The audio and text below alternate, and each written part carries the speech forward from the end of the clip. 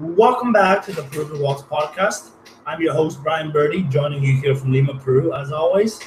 And we're here joined by Christopher Biscardo, who is looking very political today. How are you, Christopher? I'm doing well, joining you live from the Oval Office. No, just kidding. Just kidding. I am actually at the Utah State Capitol, which is what I do when I'm not watching soccer. All right, so the other panelist who's always on, Peter Galindo, who's been my co-host for about a year now on different podcasts. How are you, Peter? I'm doing well. The fact that it's been almost a year is a bit surprising to me. Time definitely does fly. I can't actually believe it's been that long. It's almost been a year. It's still February. So. Yeah, well, still, been a while. Yeah, it's been a while, but yeah, time goes fast, I suppose. Anyways, so today we have a really long pod. It's the not a long pod. It's just long, so it's a really jam-packed pod, and it's gonna have a lot of content. So why don't we start with the marquee game of the weekend, La U versus Alianza Lima. Christopher, why don't you start with the game? And it ended 3-1 for Alianza Lima. I'd say it was effectiveness over domination. Christopher, how do you see this game? Well, it's unfortunate that the best or the most important game in Peru was played by who unfortunately are not the best two teams this season. Both La U and Alianza Lima have had their ups and downs. Honestly, I think to me what was the most impressive was the way that La Universitario was able to kind of dominate that first half. That first half really, like, everything like magically like got organized, and they were really able to show kind of to me what we have, like, the best version of Universitario that we have seen in some time, right? And they were really working hard, and to, like, honestly, they were showing it in the score when they were up 1-0, and unfortunately they weren't able to keep that pace for the rest of the game, which is what ended up being the result 3-1 for Alianza. I think we need to compliment especially Osorio, right? I believe that was his first game. I don't know if maybe I'm getting the data wrong. Um, and also, I would say Universitario. I'm being kind of random probably, but also Fernandez should have been replaced at some point in the game. I think that was probably Universitario's biggest weakness. And I would also have some beef with Balvin, who I would blame for the two goals that both Hover and Posito scored later in the game. Well, I'm sure you're not blaming for that second one. Your main crush had to score, Posito, so I'm sure no, I agree with it. About Osorio, it wasn't his first game, but I don't exactly blame you for not noticing him because the other games he's been nothing short of invisible. This is the first game where he actually really began to shine and really began to show something. And I thought he had a good game. I thought he was one of La U's bright spots. I thought he was one of their best players on the pitch. But if he buried that second chance, the game could have been over. But Butron, it has to be said, had a really good game, and he saved a lot of chances when it was 1-0 and 1-1 as well. So he had a good performance. I want to say he won the match, but actually that could be good of an understatement. You could say he won the match, but it wasn't as heroic as the last time these two teams played, which this is kind of a deja vu for La U. Peter, how do you see this game? I mean, in a lot of ways, it was sort of your typical Clásico in that it was very frantic, end-to-end action, really no semblance of a midfield for either team. Maybe Alianza later on settled in eventually in that regard, but it was kind of entertaining for the neutral, but I'm sure it drove both coaches crazy, just seeing the fact that neither team had any sort of regard for, well, human safety in that game. But in terms of, I mean, I'll focus on the positive, which was Alianza Lima in this game. Kudos to them, because for the first 40 minutes, La U looked very up for it. Ciucho, Osorio, and Quintero were, I mean, running amok in the final third. They were creating tons of chances, albeit they were wasteful. But then, guess what? The man, the mystery, the party man, Kevin Quevedo, popped up, made the assist for Alejandro Højbjerg's opener, and he was, in my eyes, Alianza's best outfield player in that game. And he made the difference, because when you have a player who is full of pace and has very good dribbling and just overall technique, it forces the opposing defense to hone in on that player. And because Quevedo has the ability, to cut inside, obviously dart down the wing, defenses get stretched, and that creates space for other players, which we ended up seeing later on in the game as it continued. And honestly, that's why he should be starting most matches, because he has that sort of an impact. And we saw how clinical Alianza's attack was and how really more lethal it was. They only had 11 shots, but 6 were on target. Of course, 3 of them ended up being goals, albeit 1 was a penalty. But regardless, it was much better than what we saw in 2 of their other 3 previous games. And that is certainly a bright spot for them. Yeah, Quevedo did have a really good match. I completely agree there. It wasn't one of his more.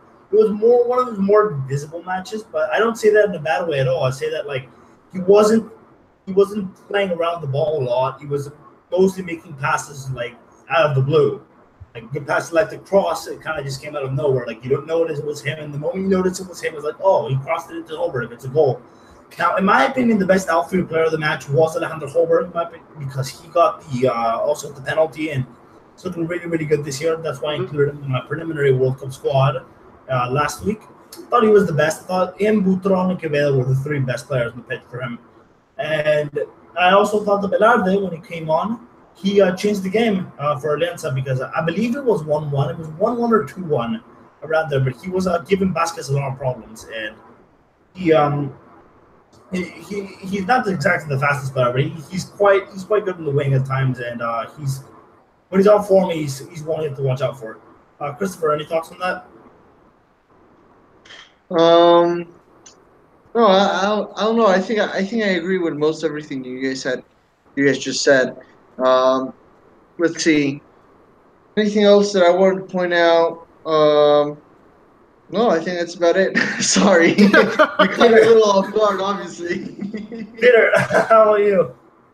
Well, I mean, I spoke mainly about Alianza. I guess I can maybe sort of discuss Lau, because I feel like with them, look, obviously, either one of these teams needed the win, right? This was very much a massive game for both sides, because they started off the season quite slowly. In Universitario's case, they were winless, and still are winless, of course, to start the season. But look, there's really nothing we didn't really already know, I guess, about the team that we didn't see previously. The difference being that it was maybe a little bit more disappointing from their point of view, because, again, those first 40 minutes were incredible to watch. They were just peppering the Alianza goal, albeit, again, as I mentioned earlier, they were wasteful. And that's sort of the one thing that you kind of question, because, yeah, okay, it's one thing for Osorio, as good as he was. He did have 6 chances in the game, got half of his shots or so on target. But Alberto Quintero, 7 attempts, not one of them tested Leo Butrón, which is something you wouldn't really think about with a player of that experience, right? Because it's one thing for Ciucho to do it.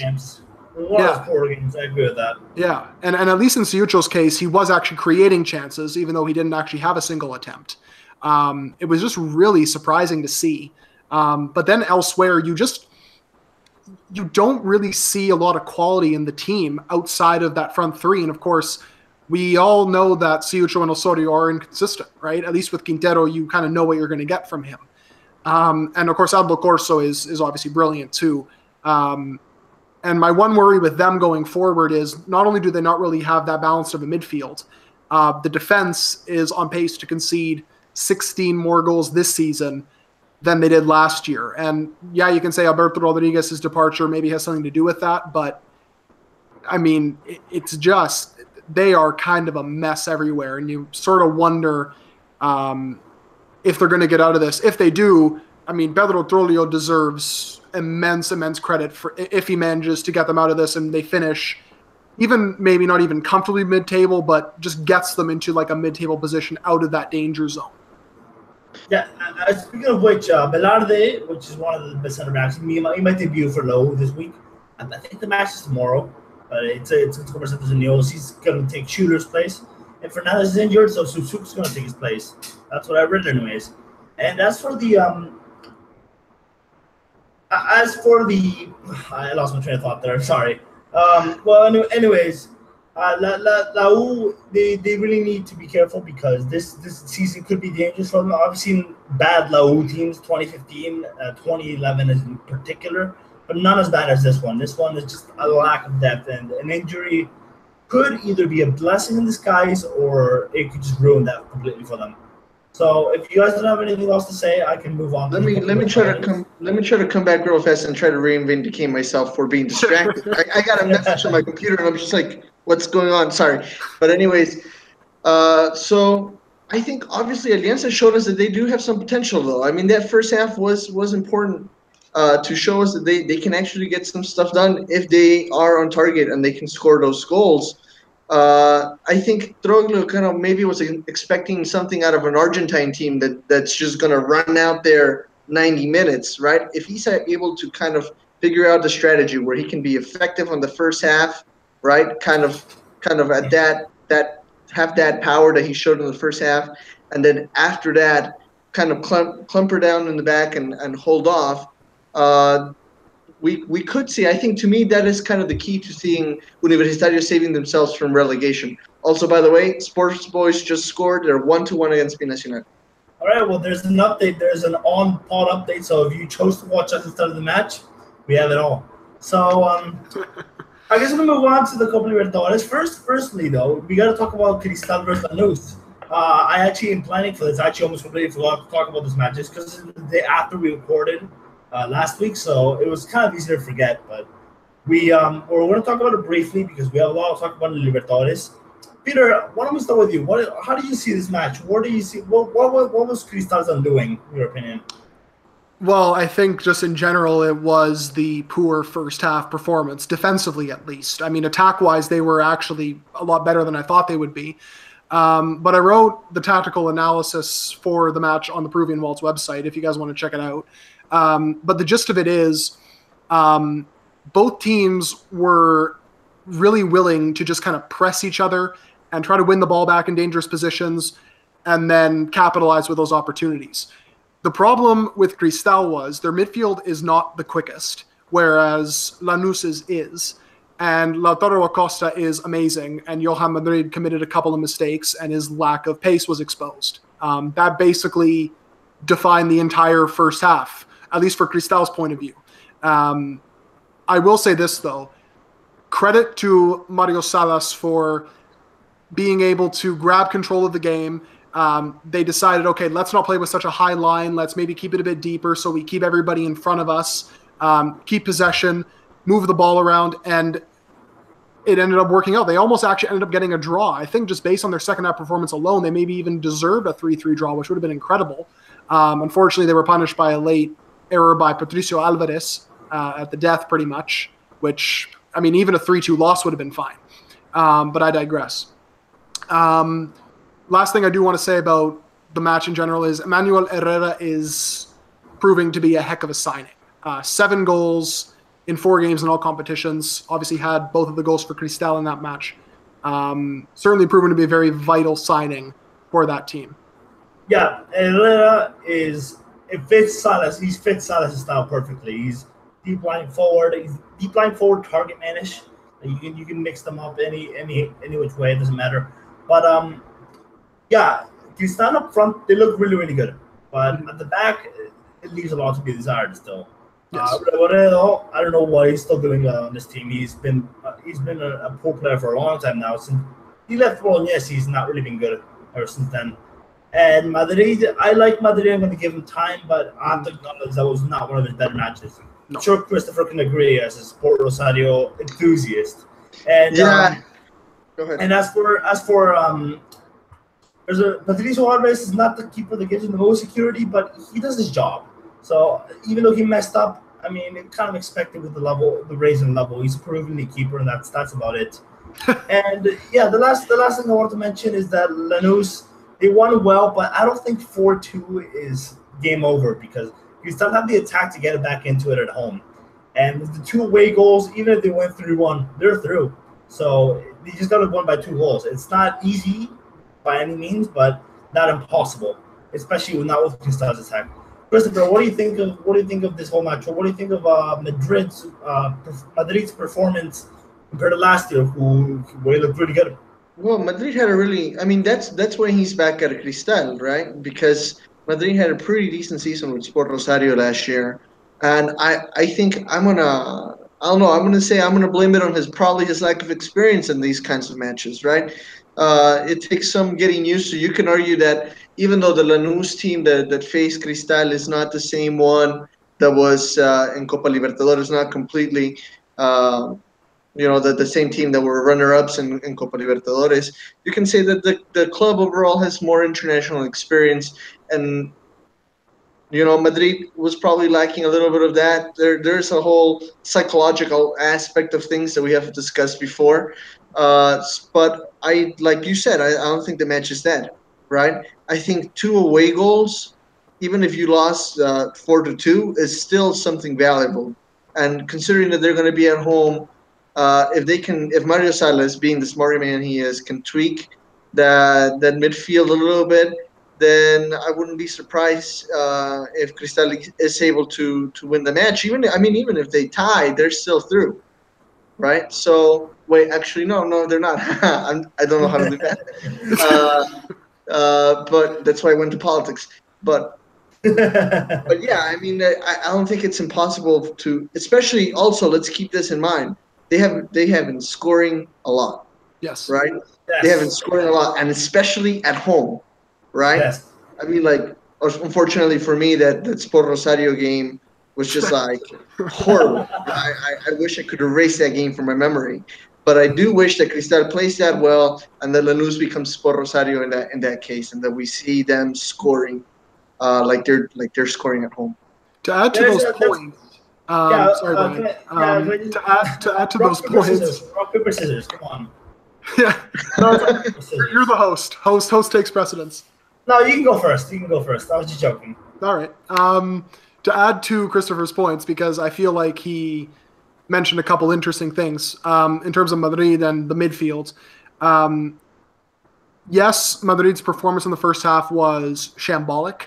Obviously committed the penalty and whatnot. But I think he does deserve credit for actually bouncing back in the second half, because I think he was a lot better. And I feel like that in itself, not only does that show his mental resolve in being able to kind of bounce back from that, plus the midfield also was maybe a little bit more conservative, which ended up paying off, obviously, as we saw, because up until that late goal, Lanús's attack didn't really get much of a sniff at goal. It was all Cristal in the second half. If they utilize those exact same tactics, then I feel like Cristal definitely has a really good chance to get through here, because Lanús's defense, it must be said, it's very inexperienced. A lot of, I think pretty much everybody except for Pasquini was 21 or under. So, and you could see that based on just their really poor positioning. So it's definitely, it's definitely there, Brian. It must be said. The opportunity is there. Yeah, and one more thing I wanted to say, because we do have to move on to the Copa Libertadores if we have a lot to discuss. The one last thing I wanted to say is that Casulo really doesn't need to be playing anymore, because I thought he had an okay match. I thought he had an okayest match. I didn't think it was awful, but you can tell that the age is really getting to him, because there's a few positions where he was showing his experience. There's others who were just getting overrun by the lack of legs compared to the midfielders. So I thought I know I'm not going to blame Casulo. I'm going to blame more Calcaterra, who I thought poor match, and think, why are they bringing Julian Mejia if you're going to keep playing the same guys as always? We started to have kind of stagnated from the last 5 years. I mean, I'm sure the team has changed a lot, but there's a few players that seem like they're never going to leave, like Regoredo, Calcaterra, Casulo. Not Loaton, but he's 38. If he was 3 years younger, he'll be playing as well. So that's one thing that concerns me about Cristal. But that's for another time, because we really need to move on to the Libertadores, because the Peruvian teams debut on Thursday. So before we get into any discussion, I want to ask you guys. I'll ask Christopher first, and Peter, you get the same question as well. Who do you guys think is going to do better in the Libertadores this year, Garcilaso or Alianza? based on play, anyways. Oh, that's Oh my that's a god. tough question. That is a very tough question Good because luck. I want to say that Garcilaso has easier rivals than Cristal does, than Alianza does, but at the same time, Real Garcilaso hasn't convinced me in the Torneo Descentralizado this year. They're not as solid as they were last year, and so therefore, I can maybe try to see him kind of aim for that third spot and continue on to Sudamericana, right? So now going to the other side, Alianza, I think has a better team, but the rivals are harder. So also I kind of see it fighting with Junior for that third spot. I mean, like honestly, it's like one is better at the other thing, but then the rivals of one are stronger than the rivals of the other. So it kind of balances itself out. I don't see either one of them really going to moving on to the round of 16. Yeah, no, I think Garcilaso have better chance myself because Garcilaso have the altitude and they have the rivals that they're down. No Colombians, no Ecuadorians, and I'll even throw in no Bolivians in there because the Bolivians has been pretty decent in Libertadores the last few years. So I think that helps them. I think that definitely helps them, but they do. There's not to say the rivals are easy because Santos is still a good team. Estudiantes, they're Argentinian. I've heard Argentinians say they're not very good this year, but I mean they're still Argentinian and they're nacional. So yeah, I'm gonna say Garcilaso have a better chance, but Alianza they might put in a better plan than lose the games. The Peruana they dominate the games and then they lose. Although I don't think they'll dominate the games either. I think that they'll show some quality and then lose them. Peter, I'll go to your question as well. I'll go to the same question as well because I just rambled on for a little bit. Peter, so who do you think is going to be better in terms of play? Well, look, Garcilaso obviously has the massive advantage of the altitude. So I think that might skew it a little bit. So I think for that reason, you probably have to say them. But I think of Alianza, and maybe we'll get onto this if we maybe go more in depth on them. I feel like Bengochea tweaks the system a little bit. I remember, Brian, I think it was actually Kevin Montalvan at K Montalvan7 who tweeted at you during the Clásico that maybe going to a 3 at the back might actually help, alleviate that weakness of the fullbacks because their center backs are solid. You can move Asquez back there to form the 3, and then that therefore kind of alleviates the pressure on the wide players. That's certainly one strategy you could go with because there's no doubt that the fullbacks are the weakness for Alianza, and going up against players like Pavon and Cardona, Dudu at Palmeiras. I mean, there are so many. Yimi Chara, of course, as you obviously are a big fan of him, rightfully so. That must be worrying if you're an Alianza fan going up against players of that quality. And additionally as well, which I kind of noticed in previous matches for Alianza, they're not getting much help. The fullbacks I'm talking about aren't getting much help from the wingers because, again, the wingers are attack-minded players. So they're not going to track back as much, and that does make a difference. Yes, they're not, especially Duclos is not a particularly strong defender, positionally I'm talking about, but having that extra cover does help and at least gives you the security of, okay, if I happen to commit a mistake here, at least someone's there to maybe help cut off the space. So maybe for that reason, Bengochea does have to look to maybe switching the system, and a 3 at the back might be the solution to go with, as Kevin said to you on Twitter.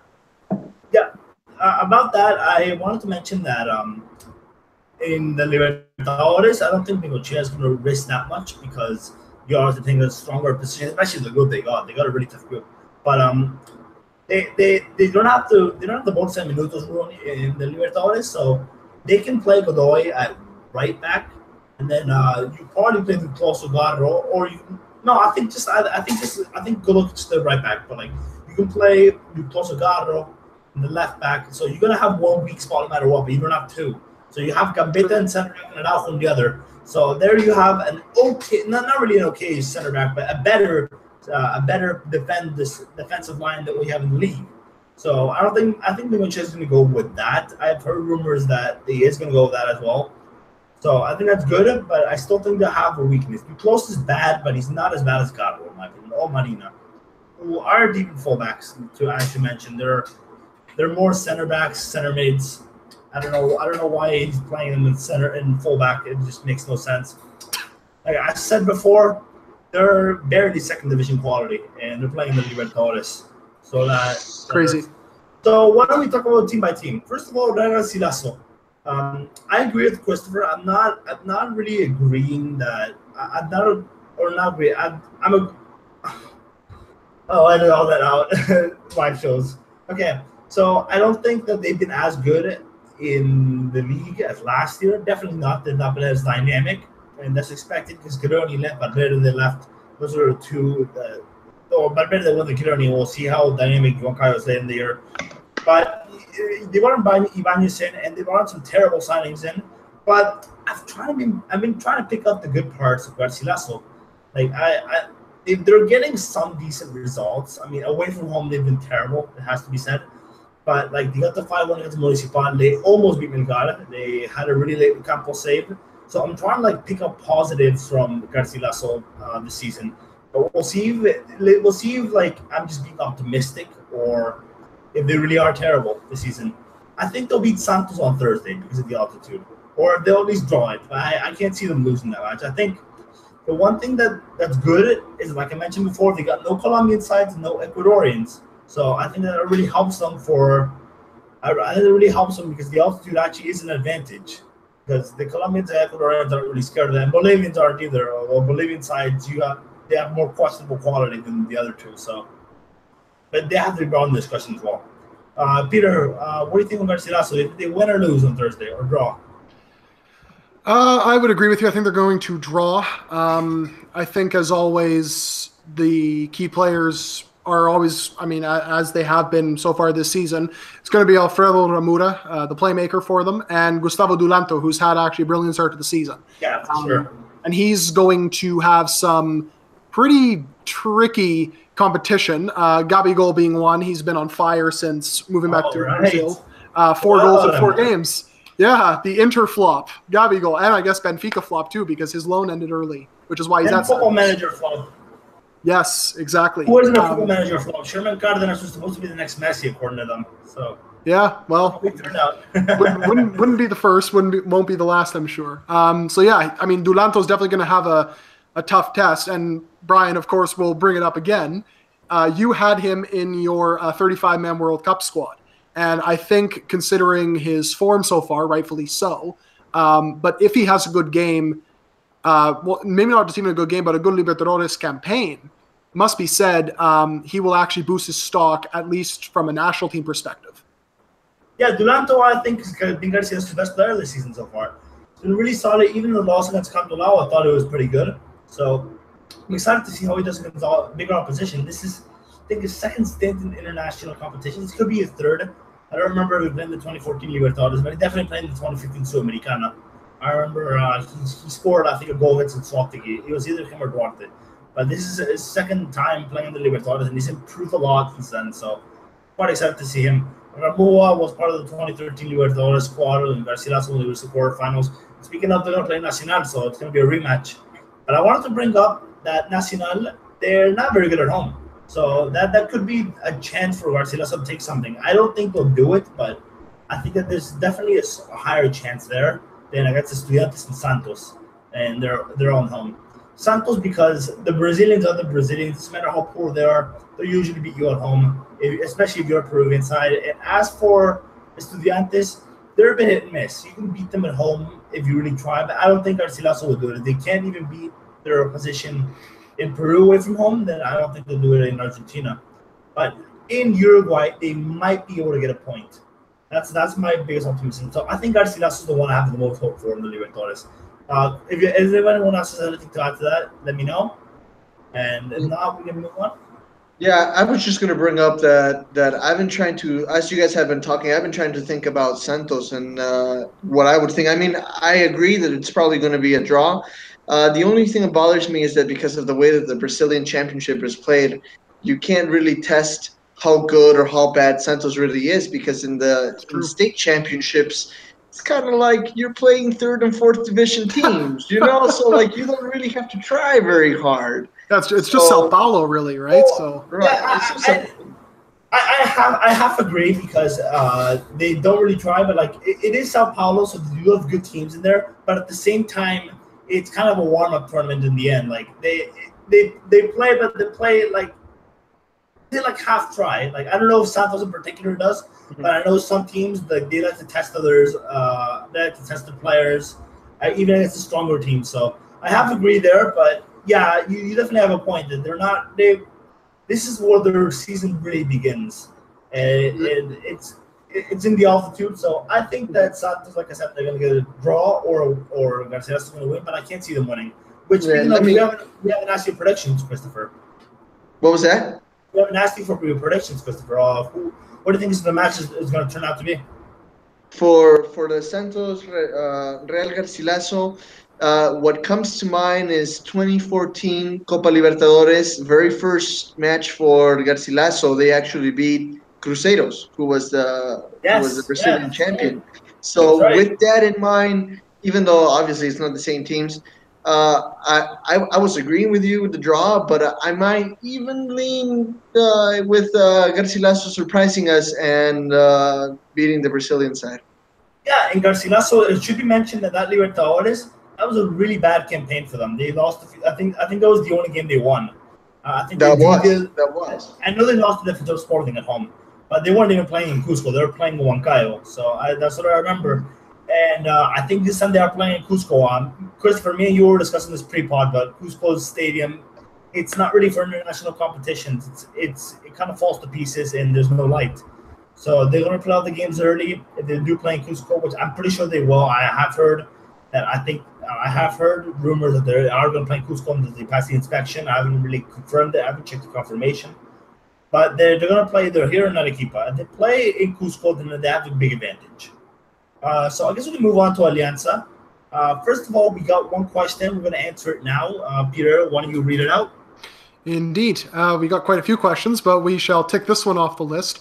And that is basically, this one is, excuse me, I lost my voice for a little bit there. I believe this one is from @Awal Mudaris, and he actually asked a few questions. But he basically asked, he's been hearing a lot about Alianza and everybody kind of, for lack of a better term, crapping on their chances in the group stage, and basically going as far as saying that they'll get 0 wins. Basically, he wanted to get our thoughts on whether or not that was fair or unfair. I think it's fair, personally, because, I mean, you're up against 3 of the favorites, and Alianza have not been totally convincing in Peru. So I think it's fair to say they'll get 0 wins. I'm optimistic. I think they'll get 1 win. Not sure against who it is, but they got to play the right tactics. I think they'll get 1 win, or at least a point.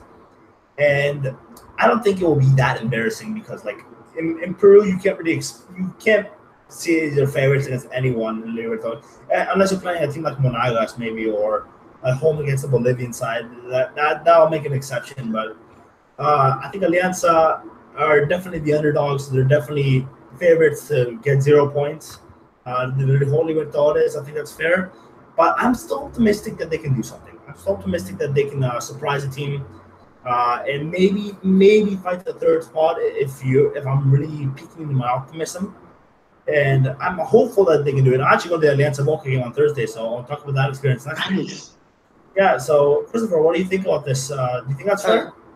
I think I'm going to go somewhere between 0 and 4 points. I'm seeing is accurate. I think Boca, unfortunately, they're going to have a really hard time with Boca, right? But then with Junior and Palmeiras, I see them surprisingly beating one of them. They could potentially beat one of them and probably tie with the other one. And that would be them having, like, Alianza Lima having a pretty decent, at-home campaign. I don't really see them winning on the road at all. So, yeah, I want to say that I wouldn't be surprised if they get 4 points. If they get more than 4 points, then it's like, okay, then they can actually start fighting for that 3rd slot. But that's kind of what my range is. Yeah, 4 points would be a successful campaign. I don't know what the Alexis's mind is, but 4 points is definitely a successful campaign in my eyes. Peter, what about you? Do you think that is fair? I think so. I think the deciding factors are going to be if Leao Butron turns into Leao Buffon, as we saw last year in the Sudamericana. That was a term that Brian coined on Twitter. That credit goes to him. He stood on his head in that Sudamericana campaign for Alianza last year, and he made the difference in quite a few of those games, actually. So it would be determined by him, as well as Miguel Araujo. If the man who successfully shut down Luis Suarez, Edinson Cavani, Lionel Messi, if that player shows up, then they probably can very much, I wouldn't say scrape out a win, but certainly get a win and probably another point or two here and there. It's going to be very much dependent on those two, I feel, because their attacking chances may be limited in some games. Yeah, and they still have that fullback weakness, of course. So that's, yes, of course. That's always a problem. I do agree with Christopher about the Palmeiras and Junior game. Junior have never really been very good away from home, and they kind of showed it this Libertadores. This pre-Libertadores, so they lost to Olympia, and they lost to – they didn't lose, but they drew Junior away from home. And historically, they've never been a good away team, so that's the one for our taking. But I do think that Junior's strengths definitely can slaughter Alianza's weaknesses. That is Chara versus Duclos. So I've said it many times before. But Palmeiras, to me, have always been really underwhelming in these competitions, in the Libertadores competition. I've said when it was drawn, Alianza can win that match. If they really put their heads to it at home, I definitely think it's possible. But I think Boca is kind of out of the taken. I'm going to stay on Thursday. I fully expect them to lose, but I'm still hopeful that maybe we'll get an historic match like the one against Estudiantes 2 years ago when they won 4-1. So, well, hopefully that's the way it happens, but I really, really doubt it. Anyways, I guess we can move on to questions now. And we got a record 5 questions, so we'll try to answer all of them. Okay, so Peter, why don't you read them in order? Sure. We already ticked off one of them, so let's I guess we can talk about or go back to a Classico-related question, and it came from @Levangolski _ fantastic Twitter handle, and they asked, what do you think of the performances of these 3 players from the Classico? So I'll just start with one, and then we'll kind of go through them. So the first one is Aldo Corso. I guess I'll go to Brian on this. What do you think of his performance in the game? I thought it was good. It was actually something I forgot to mention, but Aldo Corso is right now Lowe's biggest attacking threat, which is really, really poor for their standards. Yes. But he's every set piece, he's doing something. He's winning a header. He's winning the ball at his feet and then shooting. He's doing really well. I felt really bad for him at the end of the game. I don't know if you saw that interview, but it was really distraught at the result, and he really didn't want to talk. Never seen Aldo Corso like that, but I thought it was really good. And I think he's done well to stay low because honestly that place is not a good place for anyone right now. Anyone who steps in is destined for failure, in my opinion. Definitely. Christopher, do you have anything to add unless we can move on to another question?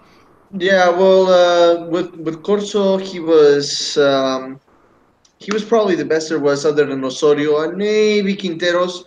I think he was excited to come back. He'd been injured for almost a month, right? 3 weeks maybe. Yeah. And I mean, it's good for the Peru national team to see him come back and be excited and really, really perform outstandingly on the field. Absolutely. Pretty much agree with you guys there. No need to add on. So I'll move on to the next player. I guess we can stick with the Universitario player, the second Universitario player for this one. And that is the enigma, Juan Manuel Vargas. So I'll go to Christopher on this one. What did you think of his performance in the game? I think in the first half, he had a pretty decent performance on his side of the field, right? That's what he's known for, just sticking to that left field and just flying right through.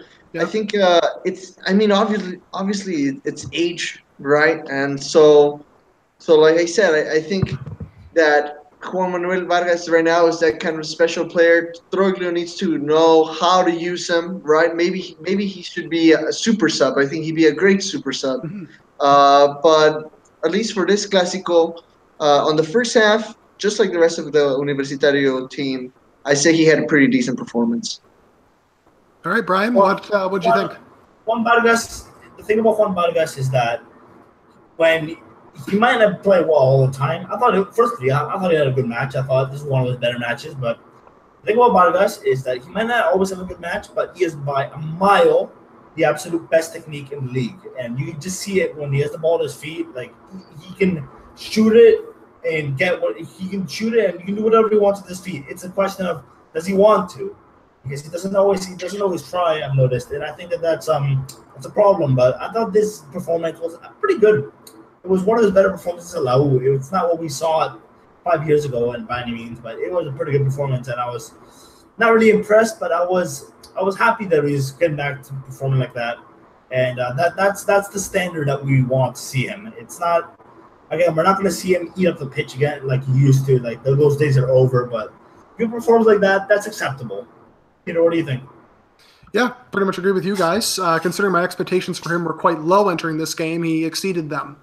Defensively, maybe a little bit shaky, but certainly going forward, he was actually a lot more exciting than I thought he'd be. Unfortunately, though, Brian, like you said, those con el corazón de Vargas, con los huevos de Vargas days are very much over for him. So, unfortunately, because he was a terrific player in his prime. So we'll finish off the question with the final player, and it's a player we've actually touched on a couple times already, and that is Miguel Araujo of Alianza. So, Brian, what did you think of Araujo in the Clásico? One of his poor matches, but I didn't notice him much. I thought the first half he was quite poor. In the second half, I just didn't think he had very much to do. So, not much that it's kind of hard to judge the performance, in my opinion. Christopher, what do you think? Yeah, I would agree. I think he had a pretty decent match. I think he has some room for improvement, obviously. But no, I mean, like, I don't. There's nothing. I'm trying to think of like the game and Araujo, and I don't feel like there's anything like really outstanding. I think it was just a decent, pretty average match. Yeah, it was an average match. That's definitely the best way to put it. Peter, what do you think? Certainly in the first 40 minutes, as we mentioned, when Universitario were running rampant, I feel like he was just kind of running around trying to cover all the ground because the fullbacks were just giving him absolutely no help. So he kind of had to make up for it. And I think that kind of brought his performance down a little bit. Second half, though, when he was able to actually stay in the right positions, not out of necessity and by choice, he actually improved as the game went on. But again, I feel him staying with Alianza and signing that one-year deal when it looked like he was going to be off to Europe and actually to Benfica of all teams. That was massive for Alianza for him to be staying this year, because I feel like he can maybe grow a little bit more before making that move. So hopefully in the Libertadores especially, his quality will shine through. I think the word for Araujo's performance, maybe he's not average, but I think mediocre might be a better word, because he was decent in some places, but there's still a lot to be desired. So I think mediocre is probably a good word for that. Yeah, probably, maybe slightly unfair, but certainly descriptive, I'd say, for the most part. It's because of the two halves. We got to remember a football's a game of 90 minutes, and that's just 45. Exactly. Well, no, it's true. But I feel like, one half shouldn't eliminate, the other half. But yeah, certainly based on the 90 minutes, you could definitely say he was mediocre. So I guess we'll move on to another question. Let's go back to, the man who asked us the first question. So Ahmed Al-Mudaris at AWOL Mudaris asked us, who have been the major signings in the Peruvian league? Now, each of us have chosen two different players to talk about. So we will do that now, I guess. So, Christopher, which two major signings to you have been major standouts so far? Well, obviously, I'm going to talk about my man Posito, right? There you go. At Alianza Lima. I think he came out of nowhere, and I mean, I really love that Bengochea kind of put his eyes on him and is giving him the chance to play at Alianza Lima, and he's proving that he earned that spot, right, with that last goal right there, which was kind of a blooper from Fernandez, Balvin technically, but to me, I think he's important when he's with Hover up there. I think that he's a big part of Alianza.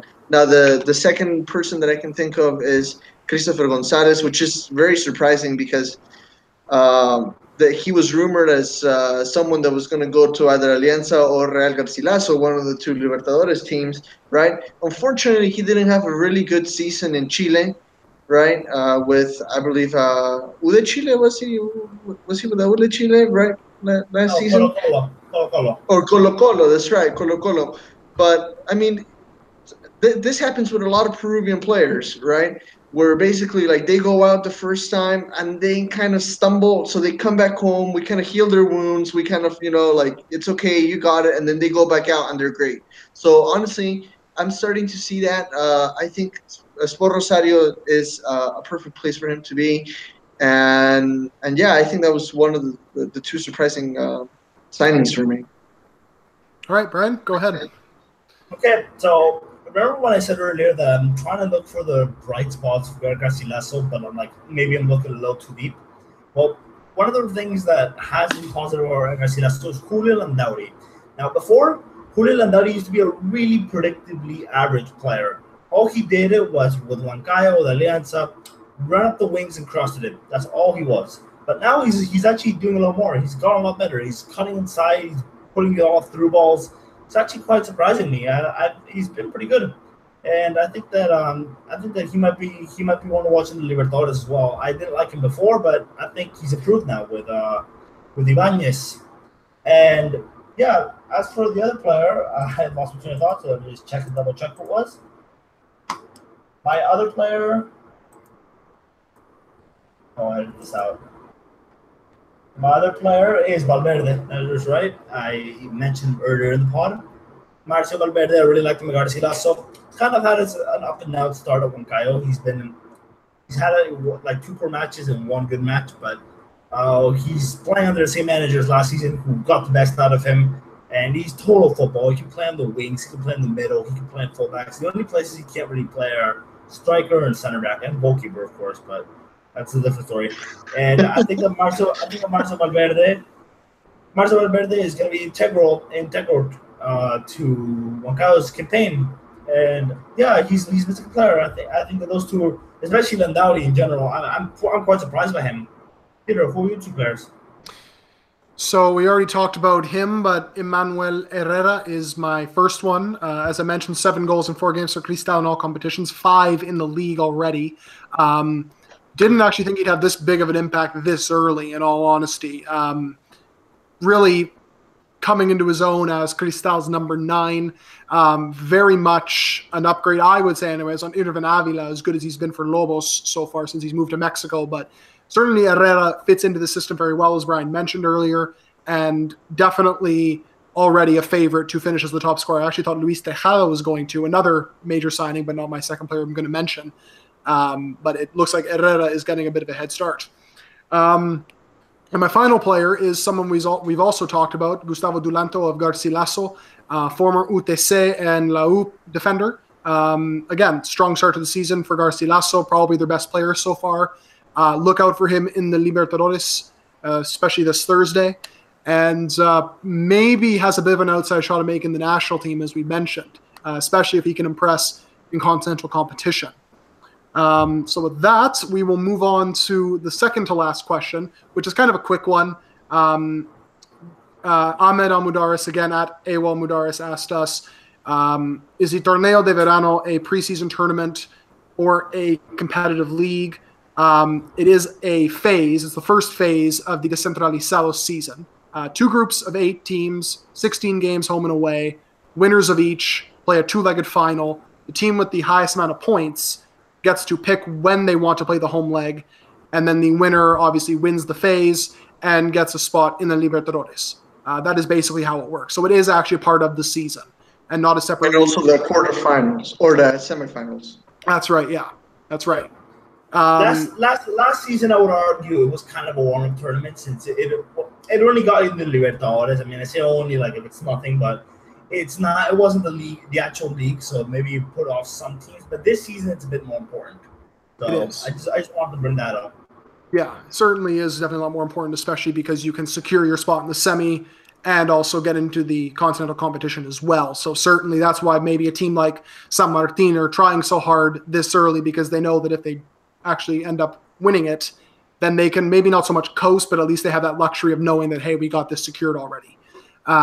So with that, the final question from at Abel Gamarra at Abel Anda 81 asked, who is the best Peruvian left back after Miguel Trauco? This is a very interesting question. I will go to Christopher on this one. Who do you think is the best left back Peru has outside of Trauco? Well, I'm gonna go with Advíncula, obviously.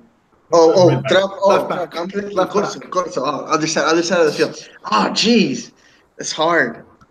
It is hard. It's a very difficult question. It's funny because I've actually heard some discussion in the Peruvian media, and there's other people that have been asking this question, and they're saying, you know what, Trauco's good enough. Don't worry about the second best. Like, I kid you not, most everybody's saying that. So like, I'm just, It's true. oh man. It is. Well, It is true. to be fair, there's not much depth in that position, so I don't blame Christopher. I wouldn't say Nilson Loyola, who's on the national team. I personally wouldn't say him. So the question is, who is the second best Peruvian left back? You can say Yoshimaru Tuna if you want to put him back there, Yeah. but he's not a left back anymore. He's a natural left back. Can play there, and I put him there over Loyola. But then you lose one integral position in the system. So you really want him at left back.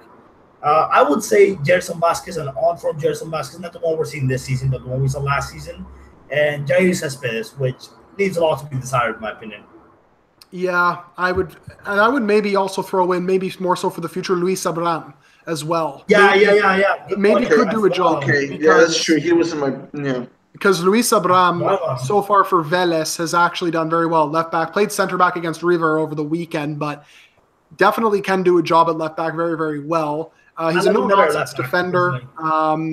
Maybe not as good on the ball, so maybe you'd sacrifice a little bit, but if you play someone like Advíncula on the right, that gives him more luxury to go forward. So if by any means Trauco's suspended or injured or something, maybe he would be the go-to, provided his form with Vélez continues. Yeah, no, I think that Abram left back, I like him better at left back than center back. He kind of reminds me of Corso a little bit, where he's mostly defensive, doesn't support much of the offense, but I mean, he can get that off. He can get that cross that maybe gets an assist, but that's not the norm. So, and speaking of Abram, I guess we can segue into the last part, unless there's one more question that we're missing. I believe that was the last question, Peter. That is the last question. Yeah, we can move on. We can segue. Peruvians Abroad is back on this podcast. It was a 2-episode absence, but it's back here. And we're going to talk about 3 players now. We're running short on time, but we're going to extend. We discussed about extending it the pod 10 minutes if it took us a long time because it was always that big pod. So we'll talk about Luis Abram first. We kind of already discussed him. Against River Plate, I don't think he was as good as some Peruvians were saying. I didn't think it was bad, don't get me wrong, but I thought he wasn't tested much. That's the first thing what I thought. I thought that River were really poor and he didn't get as much.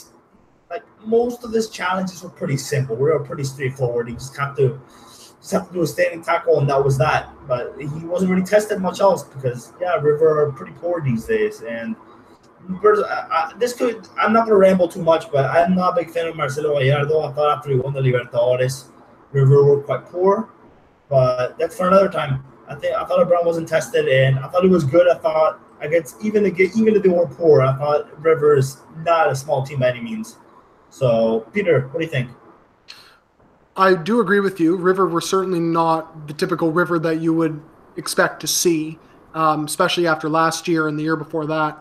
But I still think that Abram, in his third game and his first start at center back, I mean, it doesn't really matter, what team you're playing. The fact that he looked comfortable, dealt with the danger, didn't take any risks. He already knew, basically, okay, what am I going to do if the ball comes to me? What am I going to do once I win this tackle? Everything was thought out for him, and it was completed perfectly. Yes, he wasn't dominant because he wasn't asked to be. He just dealt with the danger when it came. And that's perfectly fine. And I think that is very promising for a defender who at times last year for Cristal was very inconsistent. Yeah, I was gonna mention that. You mentioned it for me. Go on, Peter, and then I'll mention my point. Yeah, no worries. I'll leave that point up to you then. But yeah, certainly his form with Vélez, whether he's at left back or center back, has been very promising so far through 3 games. And maybe it showed that he needed to make the jump to a better league to test himself. Gabriel Heinze must have been working well with him. I mean, obviously he would know better than anybody how to work with him, being a former defender himself. But certainly so far, what we're seeing from Abram is certainly very positive, and he is putting himself right back into the must be called up conversation with the national team. So Brian, with that, go ahead. Yeah, he was. I forgot to mention. I did say that he wasn't as good as some people were saying, but I meant to, I think it was what I meant was that he wasn't standout like some people were saying, but at the same time, it's perfectly fine because Cristale was really inconsistent, as he said. I thought though his last few games at Cristale, he did play as left back and he did impress me. So I know he didn't play left back this match, but he was kind of improving at the end of his reign at Cristale. So yeah, Abraham, let's be honest, he's a Vélez because of Gareca. Gareca's a Vélez fan. He's a Vélez legend as well, because at least he's a manager, anyways, or an icon, whatever you want to call it. And he's basically there because of Gareca, and Gareca's basically giving him confidence, kind of like how we gave Araujo confidence after Araujo was really inconsistent with Alianza, and now he's one of the best under 23 defenders for Peru. So I think that Gareca's confidence has helped Abraham here. So it's magic once again. There it is. So Christopher, do you have anything else to add to this before we move on to Rui Diaz? No, I don't have anything else. I would agree with everything you guys have said so far about Abraham. I'm going to segue right into Rodriguez with holy cow, what a goal. Right? He impressed us all. My beef with Rodriguez, for example, in the first half was that, like, I think he's really good at staying in box and staying up front, right? But like if they're not feeding him those balls, it's kind of like, oh, he's just gonna be standing there, right? Exactly. And later, go ahead. Yeah, that's the kind of the problem with Rui Diaz because, I mean, I know Peter says a lot that he's getting position, he's playing well, but in my eyes, Rui Diaz is goal scoring. If he's not scoring goals, then he's not playing well. That we can discuss another time, Peter, but or later if you want to jump in. But yeah, Chris, you finish your point. But anyway, so the point that I was making is that I think that Rui Diaz, he's a great guy. He's good at that, but I think he needs to try to develop a little bit more of, like, you know what, I can't always just wait for them to feed me the balls. Even though I'm great at scoring the goals, I kind of need to go out and kind of help him a little bit, right? Dude, has done that too. He's done that before. Right. Yeah, and I think that's when he's the most successful, right? So I mean, like, let's be honest. Tigres was overwhelming in the first half too. I mean, like they were really dominating Monarcas. So it's not completely his fault, right? But I think at first I was kind of disappointed, and then with that goal, all that disappointment, I like went away from my mind. I forgot about all that, and I can say that he had a pretty decent game. Yeah, no, scoring against Tigres is never a small feat, especially if you're on a team like Monarcas, who are kind of limited at times, and they play a very compact system. I've said it many times, but I'm happy he scored that goal because I was kind of worried. You know, a few calls back, I said I was kind of worried about poor form. And he kind of did get into poor form. I mean, maybe he wasn't playing badly, but again, if Rudy isn't scoring, he's not playing well. He's just that kind of striker. It's not like Guerrero, who does other things. And you said it well. Like, Rudy Diaz definitely has the ability to go back and help. I think it's kind of how the manager plays him, and he's done it before. I think the perfect example is the New Zealand match where he showed he was really agile, and he doesn't show it from Monarcas. So Monarcas is just a totally different game. I think that was the same at Lau as well. Peter, what do you think? I would say that his final 10 minutes were very good. Certainly the goal was fantastic. There's no doubt about that. I'll try to combine both of your guys' points into my answer, but I will reiterate this again, if he's getting in position and he's getting the chances, then that is a good thing. It's always a good thing.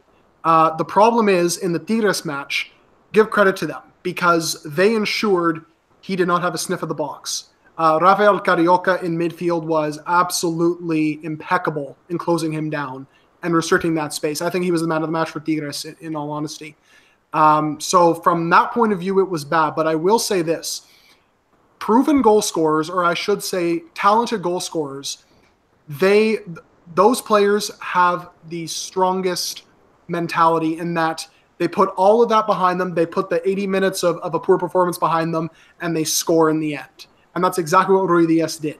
And to have the confidence and the whereabouts to put his head up, see Nahuel Guzman off his line, and then loft it over his head perfectly into the net, and then to have a second chance later on in the game, it shows the kind of player he is, and that he's just very resilient. Yes, he didn't have a great match and he wasn't getting chances before that, but kudos to him for rebounding in the final 10 minutes and almost got Monarcas the draw, it must be said. Yep, and unfortunately he couldn't, but I mean, I was worried about his goal-scoring form. He's got 2 goals in the last 2 matches, so I don't think he's going to fight for the Golden Boot now. I think Dijanini's kind of run away with it, but he's doing better than I was kind of expecting, because I was kind of expecting a kind of a poor season for him. Glad he's proving me wrong again, or I'm glad his so-called poor form really didn't last. So I guess we can move on to the last bit of the pod. We want to talk about Rotalo as well, but we are running out of time. Lobos versus Veracruz. Now, I was unlucky not be able to watch this match, but I can't speak for the context for it. Veracruz are gone. And I also wanted to say Irvin Avila, the king of consolation goals. I was waiting for that. As soon as I saw him score, I thought to myself, oh my God, we're going to see a tweet from Brian ripping him for scoring late in the game, aren't we? And lo and behold, we did. Yeah, but I mean, again, outside of that goal, again, so good off the ball. He is so integral to this attack. We see how much better Lobos are going forward when he's involved. And also, I will add, when Luis Advíncula is involved as well. And this was his best game by far in the Clausura because he was moving forward in the final third, bombing up and down the right flank, and creating chances. That is what he has to do to get the most out of him. And for some reason, Rafael Puente Jr. was not really all that eager to kind of release the shackles, as it were. And it was very surprising in that manner, but it's great to see Advíncula back to his best again. And it just shows that when he is doing that, even if he's in a bad run of form, he can snap out of it just like that, and that's very positive. And then Pedro Aquino, your boy Brian Pedro Aquino, another fantastic game from him. What more is there that needs to be said that we don't already know? He's a great all-around midfielder, proved it again. And as for Veracruz's Peruvians, I don't really think there's much we can really glean from that because they really were battered. I will say Cartagena and Ramos, despite the scoreline, were actually quite solid. Although Cartagena's decision-making remains a little bit iffy, but I feel like he'll develop that with time, especially as he continues to adapt to Liga MX. Okay, well, I guess we're going to have one last question in the Veracruz game. And I wanted to say that where are these guys go next? Because I don't think that they'll play in the second division, to be honest. I really don't. Gales is definitely not playing there. Ramos is really only here for playing time. We've established that. Willer Cartagena is probably going as well. I have doubts on Cáceres. Cáceres' decision-making is so poor he could end up playing in the Segunda División by this point. But it's, I don't know. Well, I think Gales is off to a big club. I don't know if he's going to Europe. He could go to a club like Boca, River. In Cartagena, Ramos, they can go anywhere, really. I really can't speak for them. But I think Veracruz are going now. I think that match kind of sealed it for them. They're going to have a really tough time getting out of this now. Christopher, what do you think? I'm sorry, I've been a little bit distracted because they're trying to contact me, but I have been listening and I agree with you guys. Sorry. This is what happens when you work late. I'm getting calls from my boss and whatnot. So I'm sorry. I'm paying attention. I promise. No worries. I guess I'll answer then just to kind of compensate for Christopher actually working, unlike the two of us slackers over here. So with Gaese, I would agree with Brian. He can pretty much go to any big Mexican club that he wants to, or to Boca, or to Brazil, wherever he wants to go at this point. Same with Ramos. Cartagena, I believe, is on loan, but I'm sure he's proven his worth that he can play outside of Peru, especially now because he's actually settled in pretty well. Veracruz aren't dead and buried yet, but this loss really hurt them. It must be said. Had they won, they would have been out of it, I feel. But yeah, now, unless Atlas and Querétaro somehow just completely slump for the next 4 or 5 weeks, Veracruz might be going down. Yeah, and with Ramos, and I'll say this before I end the pod, Ramos is kind of a coin toss because he goes to the most random clubs. I did not expect him to go to Veracruz. I did not expect him to go to Emelec or Gimnasia de Plata. So I don't think he'll go to a small club, but maybe a small club in the Mexican division or something. But I don't think he'll go to a club in the Segunda División. I don't think he'll be that random. but he could end up at a club like, let's say, Atlas. He could end up at a club like Union Santa Fe, for all we know. Yep. Like I think guessing where he's going to go is impossible. I think Alessia is much easier to predict. And maybe even William Cartagena. You could argue he could even end up at one of the big Lima clubs if he's unknown. So in Casa, I really don't know what's going to happen to him. If Veracruz stay up, unlikely at this point, then he's going to become their main keeper because Gales is going. But again, that's a big if. I don't think they will. So let's end the pod here. Christopher's on mute, I can see. So he's getting. I'm back. I'm sorry. It's just I'm so sorry that I'm in the middle of work and they're calling me. We'll exit for you. No worries there. That's okay. Fine. Awesome. Well, I'm Christopher Viscardo. My Twitter handle is VIZ _FC, Viz FC, and I gotta go. Sorry, guys. No worries. So we'll say bye to Christopher there. Thank you for joining us. And my Twitter handle is B_Bertie98, and the Peruvian Waltz Twitter is @PeruWaltz. Not getting it wrong. You did it. Wow. And Peter, what is yours? What is yours? Oh, I'm so proud right now. Before that, shout out to SoFlo Volleyball Video. He said, thank you guys for doing these podcasts and keep us updated on Peruvian football. I am a Peruvian living in Pound Groves Pines, which is FL, which I believe is Florida. Yes. So shout out to you. So now we can exit with Peter. Peter, what is your Twitter? Once again, @Galindo PW, and once again, Brian, so proud of you for nailing the Peruvian Waltz Twitter handle on the first try. Let's hope I don't mess up anymore. So, Indeed. Oh, and in case anyone noticed the Easter egg, look what I'm wearing. Boom. Representing the website and the show. Love it. Unlike me. That's in the camera. Okay, that's a little better. It's a little bit too little too late, I think. So that's all good. At least you got it in there. Thank you for listening, and we'll have this up on SoundCloud soon. Make sure you join us next week. So stay tuned.